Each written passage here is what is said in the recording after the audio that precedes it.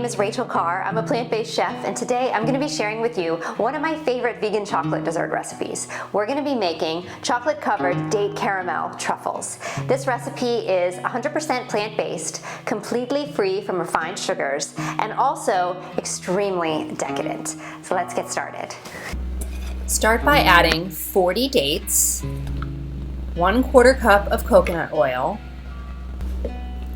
4 teaspoons of vanilla extract, 1/2 cup of maple syrup, and 1/2 cup of almond butter to the food processor.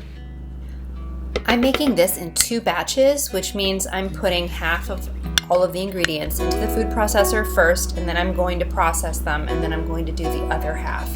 My food processor isn't big enough to handle all of the ingredients at once, and this works just fine.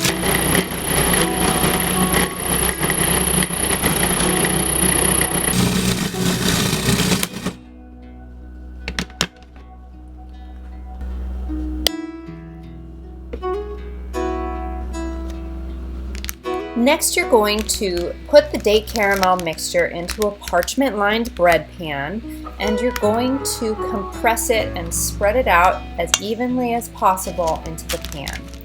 Then you're going to fold the parchment paper over, and you're going to press down as much as you can to make a nice rectangular solid brick of date caramel.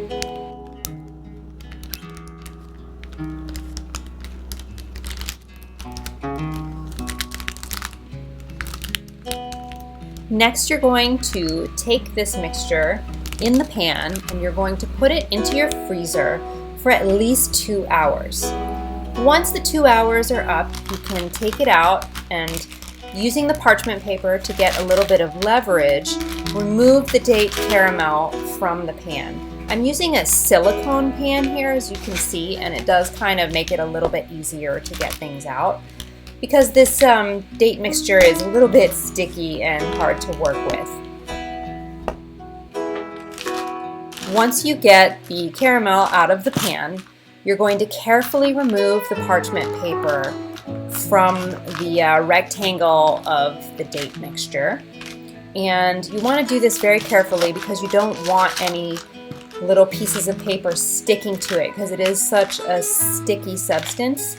So you want to just really peel it back very, very carefully and make sure that you get every last bit of the paper off of it.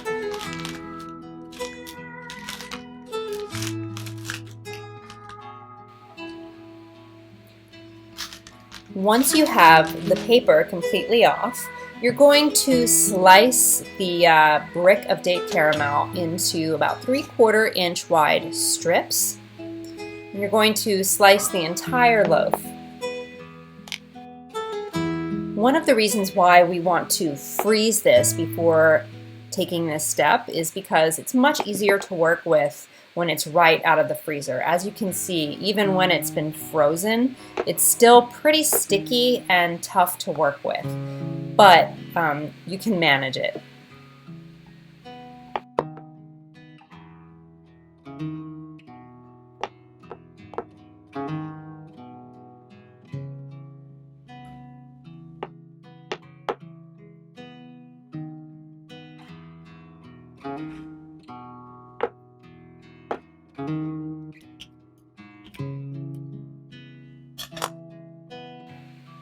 Next, we're going to take the strips of the date caramel and we're going to cut them into bite-sized pieces about 1 inch wide.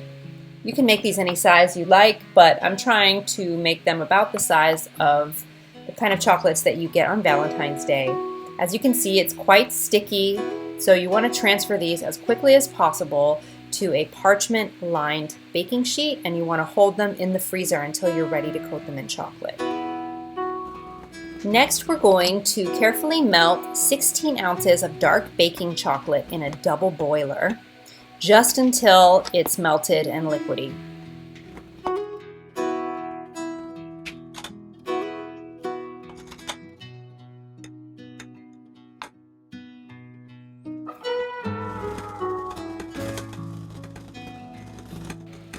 Once the chocolate is nice and melted, we're going to start dipping the caramel pieces into the chocolate. We're going to turn them around and coat them nicely. Let some of the excess chocolate drip off, and then place it on another parchment-lined cookie sheet. And you're going to go ahead and do this to all of your caramel pieces. And then once you're done with that, you're going to place the entire sheet into your refrigerator to cool down.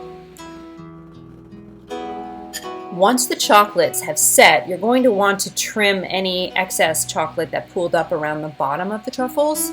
But other than that, they are ready to go. Thank you so much. I hope you enjoyed this video. Please subscribe for more delicious and healthy vegan recipes.